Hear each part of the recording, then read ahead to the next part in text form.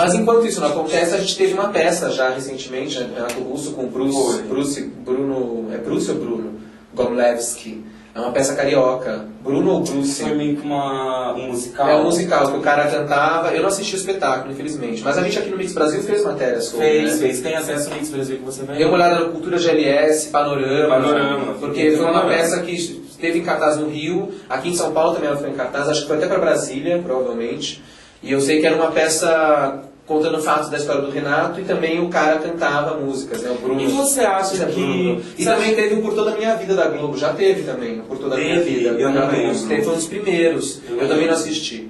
Mas e você acha que o povo daquela época tinha uma consciência crítica maior, adolescentes daquela época participavam mais? Porque se a gente pensar, a gente vai ver que a Legião era... No auge da Legião a gente teve Collor, adolescentes, caras pintadas na rua. Eu acho que sim, sem dúvida alguma, a geração... Eu particularmente já falei isso aqui em outros programas, mas depois me chamam de nostalgia, de nostálgico, de saudosista, de velho. Então, eu também sou nostálgico. Mas a verdade é que eu acho que a partir da década de 90, início dos 90, começou uma decadência, então já quase 20 anos, né, que está até hoje, cada vez pior, no sentido dessa questão de consciência política da juventude, e a própria música, como você observou, na música brasileira, mas eu acho que é mundial, né, não só brasileira, mas a brasileira também, aconteceu uma decadência na criatividade. Tanto que até os grandes nomes do passado que ainda estão vivos, já não são mais tão criativos como foram, também eles. Também os vivos, não é só o Renato Russo. Talvez se o Renato e o Cazuza estivessem vivos, talvez eles também estivessem fazendo uma música mais medíocre do que eles fizeram quando foram vivos. Não é que porque a gente nunca vai saber, porque eles morreram. É que nem o Jimmy Dean, todo mundo idolatra o Jimmy Dean.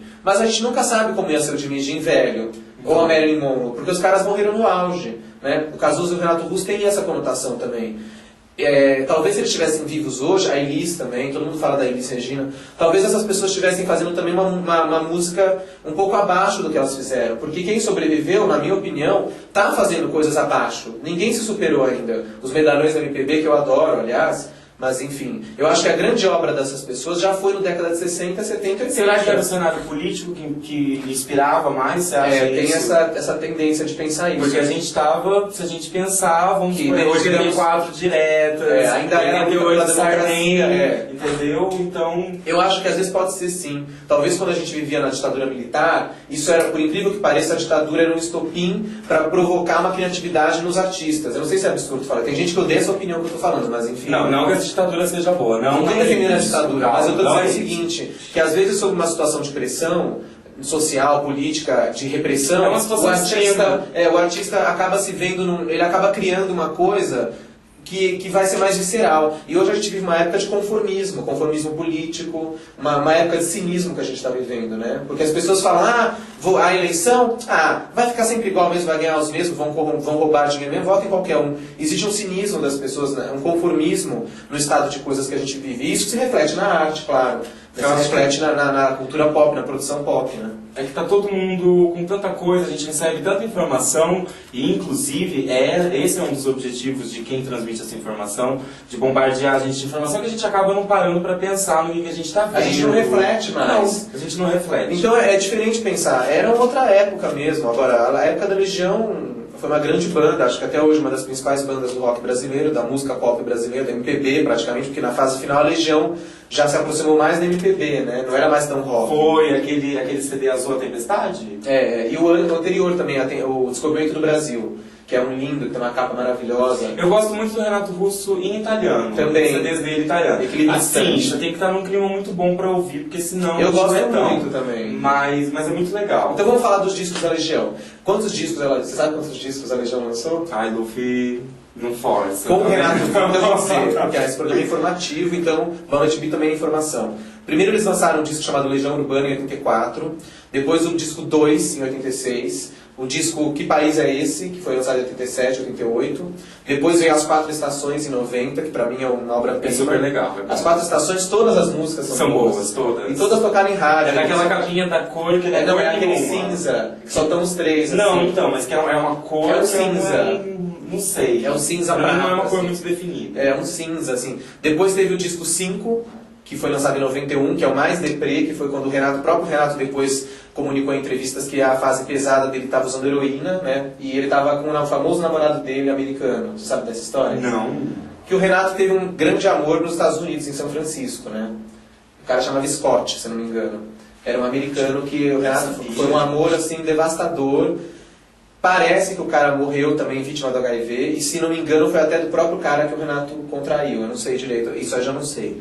Mas me perdoem os fãs e puristas que estão assistindo a gente, mas nós não somos especialistas no Renato, mas a gente está tentando fazer um programa o mais próximo possível da realidade. Mandem recados aqui se me corrigindo se eu estiver errado, mas que eu saiba, o Renato teve esse grande amor que foi o tal do Scott, e foi para esse cara que ele fez a música Vento no Litoral. Que é linda. De tarde quero descansar.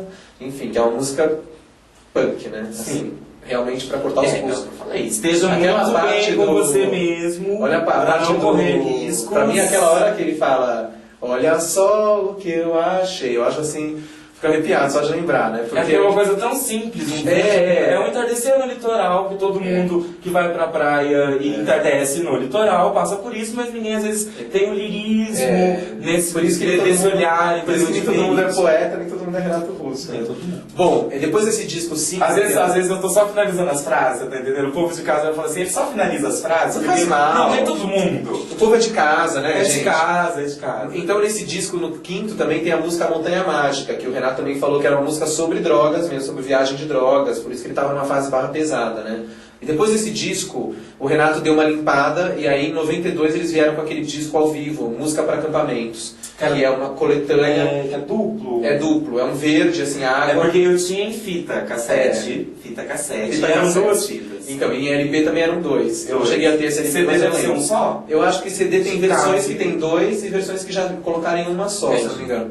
E é um disco com coletâneas de músicas ao vivo, tem músicas de vários shows, inclusive do Acústico MTV, que eles foram os primeiros a fazer MTV em 92. E foi lançado só depois que ele morreu, é que lançou o Acústico na íntegra. 2000, 99, por aí. Bem, por aí, 99. Mas nesse disco Música para Acampamentos, algumas faixas do Acústico da MTV já estão lá.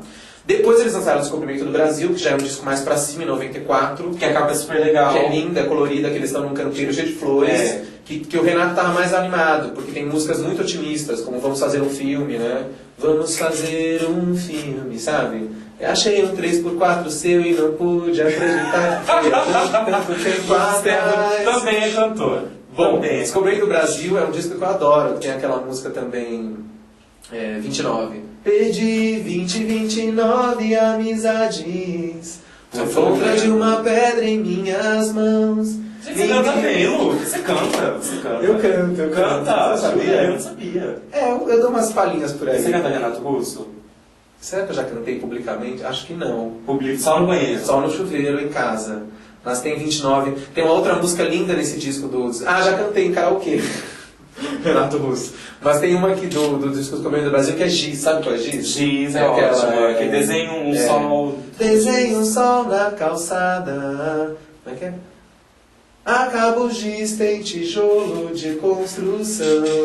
Eu não risco o sol. Vou cantar tudo agora. Querida, você vê o Renato Russo mais como um ícone gay ou um ícone da música ou um ícone gay musical? Eu acho que o Renato é... Peraí, deixa eu só falar dos discos, vamos terminar de falar dos discos. Verdade. Então depois do Descobrimento do Brasil lançaram A Tempestade, que foi o último disco dele vivo. A Tempestade. Que é aquele azul. Azul, que foi em 96, no ano que ele morreu. Ou foi um ano logo depois que ele morreu. Foi o último disco de estúdio da Legião oficial, A Tempestade. Então são 8 discos. Depois aconteceram 1000 coletâneas, obras póstumas, tem um disco que chama Mais do Mesmo, que é só obras de estúdio, com o Renato. Legal. Mas tudo depois que ele já tinha morrido, né? O Acústico MTV foi lançado dele. Veio as 4 estações ao vivo, que foi um dos últimos que foram lançados, que é um duplo ao vivo. Também muito legal, mas é tudo disco póstumo. Também já lançaram livros, né? Tem um livro chamado O Trovador Solitário, se não me engano, do Arthur Dapiev, sobre a obra do Renato, sobre ele. Tem um livro muito legal do Arthur Dapiev também, do Arthur Dapiev, que chama B-Rock, o rock brasileiro dos anos 80, que aí cada capítulo é sobre uma banda. Tem capítulo sobre o Barão, tem sobre a Blitz, tem um capítulo bem legal sobre a Legião também. Acaba falando um pouco do Renato. Enfim, já lançaram 1000 produtos, livros, CDs, DVDs do Renato Russo. É como o Cazuza, né? Tem uma infinidade de coisas para as pessoas pesquisarem e saber mais sobre esses ídolos, né? Quem é novo, a nova geração, né? Mas eu acho que esse mais do mesmo eu tenho, ele dá uma boa noção assim, da carreira da Legião, de todas as fases. Tá. Acho que é legal. Quem tá chegando agora e nunca ouviu Legião é uma boa introdução.